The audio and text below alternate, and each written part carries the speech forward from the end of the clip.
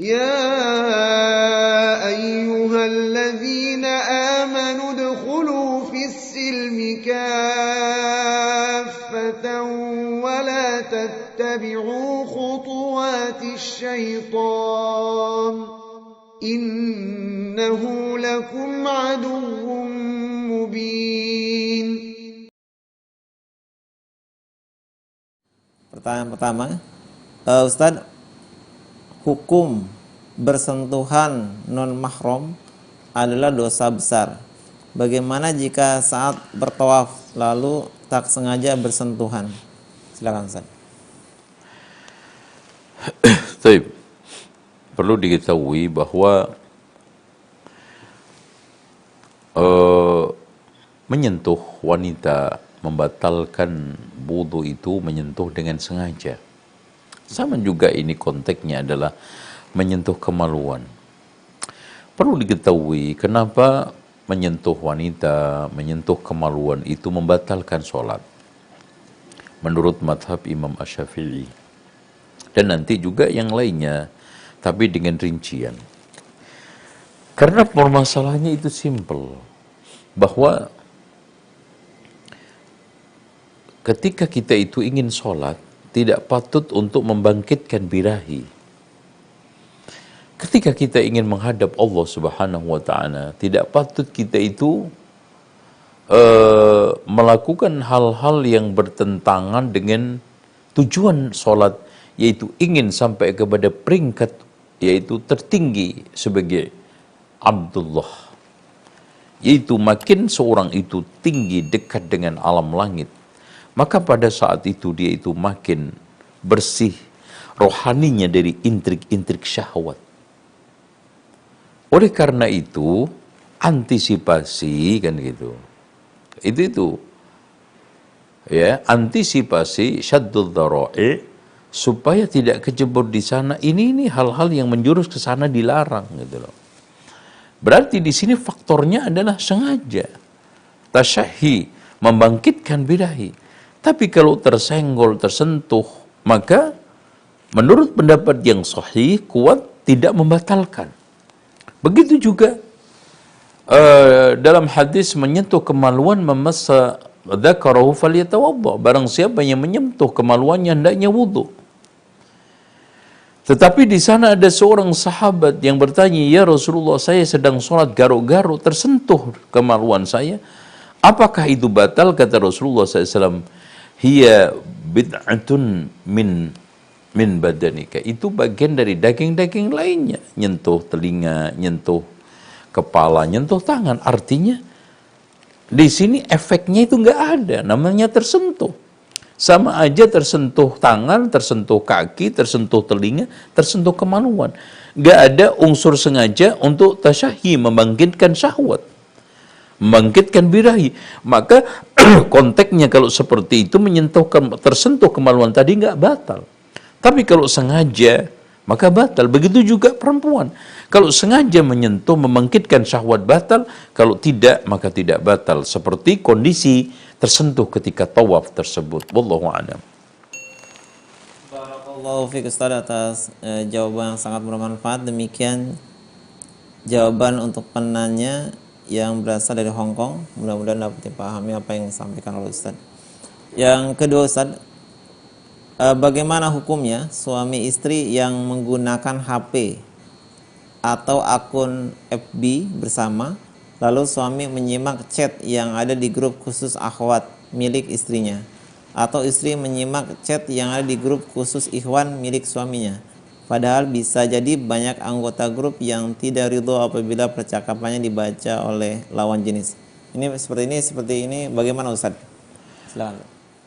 Ya, pertama, al-muslimuna ala syurutihim. Orang Islam itu tergantung syarat yang dibuat.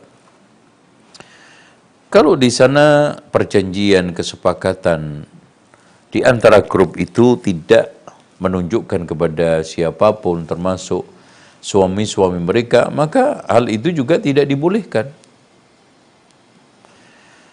Kalau tidak ada perjanjian itu, kemudian sebatas maslahat, silahkan. Jadi, al-muslimuna ala syurutihim, kembalikan kepada persyaratan di antara pembuat grup tersebut. Kecuali syarat yang menghalalkan yang haram, mengharamkan yang halal, nggak boleh dilaksanakan. Sementara ini bagus, apalagi kadang mungkin di grup-grup itu ada foto-foto wanita yang terbuka, maka itu akan lebih mendatangkan fitnah. Atau obrolan-obrolan yang spesifik, maka itu juga akan menimbulkan masalah. Ya, wallahu a'lam bishawab. Barakallahu fiik Ustaz atas jawabannya. Demikian jawaban penanya yang bertanya melalui pesan singkat yang berasal dari Hong Kong. Selanjutnya kita buka kembali pertanyaan yang ketiga.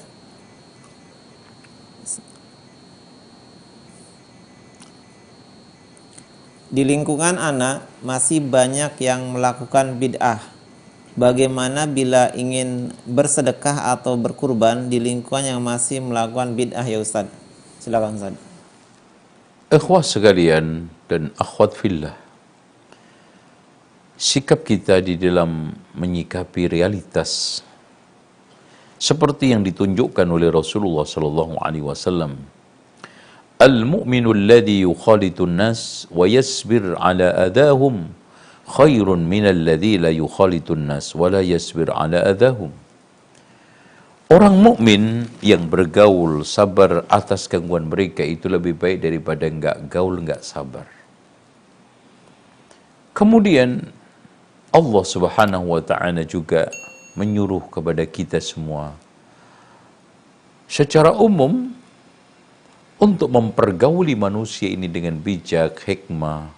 Ud'u ila sabili rabbika bil hikmati wal mau'izatil hasanah wajadilhum billati hiya ahsan. Faqula lahu qawlan layyina la'allahu yatadhakkaru aw yakhsha. Sambil kita terus konsisten mengajak mereka untuk ke arah kebaikan, memberikan masukan-masukan kebaikan. Karena ini kewajiban tanasuh. Karena Allah jadikan ad-dinun nasihah. Liman ya Rasulullah lillahi, maksudnya kita mentauhidkan dengan benar. Wali kitabihi, membaca, merenungkan, mengimani dan mengamalkan. Wali rasulihi, kepada rasulnya mentaati secara utuh, ittiba secara baik. Wali a'immatil muslimin, kepada imam-imam mereka kita bai'ah, kita setia, tidak melakukan bughat dan penentangan, serta memberikan nasihat kebaikan kepada mereka secara baik. Wa amatil muslimin, kepada sesama kaum muslimin. Di antaranya la yu'minu ahadukum hatta yuhibba li akhi ma yuhibbu li nafsih. Itu Masya Allah hadis dahsyat sekali. Tidaklah seorang itu beriman sampai seorang itu bisa mencintai saudaranya seperti mencintai dirinya dalam seluruh sisinya, bukan masalah keduniaan, masalah keakhiratan, keagamaan, masalah semuanya. Aku senang kalau aku menjadi beriman, orang lain juga harus beriman. Aku senang kalau saya masuk surga, orang lain juga harus masuk surga. Tidak beriman sampai kita itu mencintai saudara kita pada tingkatan dia harus masuk surga, jangan sampai masuk neraka. Seperti saya juga mencintai diri saya seperti itu.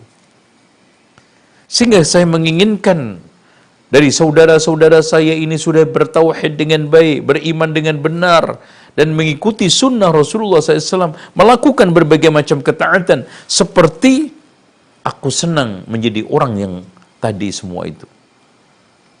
Senang saya menjadi orang-orang yang bertauhid dengan benar, beriman dengan baik, ya, mengamalkan sunnah, mengikuti sunnah, beribadah kepada Allah Subhanahu wa taala secara benar dan istiqamah, ikhlas, semuanya itu yang paling tertinggi.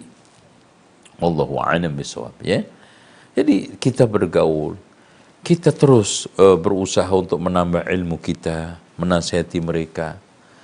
Intinya ilmu sebelum amar ma'ruf nahi mungkar, lemah lembut ketika amar ma'ruf nahi mungkar, dan sabar setelah amar ma'ruf nahi mungkar. Insya Allah dengan cara seperti itu kita akan diberikan oleh Allah kebaikan-kebaikan.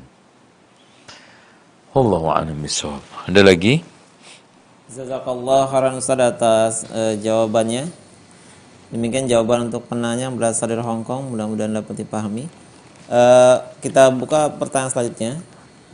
Bismillah, di lingkungan anak dalam prosesi penyembelihan hanya mengucapkan basmalah dan nama sohibul kurban, tidak disertai takbir. Bagaimana hukumnya Ustadz, dan apakah sebaiknya kita berkurban di tempat yang sudah mengenal sunnah? Jazakallah khairan.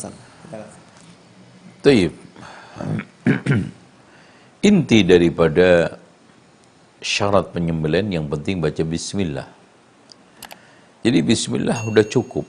Allahu Akbar itu adalah kesempurnaan. Oleh karena itu bagaimana hukum sembelihnya sah. Dagingnya halal, cukup bismillah. Karena intinya bahwa tidak halal sembelihan itu kecuali disebut nama Allah Subhanahu wa taala. Ya, oleh karena itu siapa yang ketika menyembelih membaca bismillah maka sudah sah dan cukup. Seandainya tidak mengucapkan zikir-zikir yang lainnya maka tidak mengapa. Allahu a'lam bishawab. Ya, barakallahu fiik Ustaz atas jawabannya. Selanjutnya, pertanyaan selanjutnya, Ustaz, apa hukumnya menerima pesanan baju, sarung atau peci dengan logo organisasi tertentu, padahal tokoh organisasi tersebut beberapa kali membubarkan kajian sunnah? Silakan Ustaz. Saya kira di sini kita menghindar itu lebih wara'i, menghindar itu lebih bersih. Tapi secara umum jual beli kalau tidak ada larangan secara terang maka tidak mengapa, halal insyaallah. Ya. Ya, jual beli yang memang itu bukan barang-barang yang muharramah, aslinya bukan yang diharamkan, tidak najis, bukan milik orang lain, atau mungkin ada unsur-unsur larangan dari pihak berwajib pemerintah, ya, tidak ada unsur maisir, gharar sama riba, maka silahkan dibolehkan, ya, wallahu a'lam.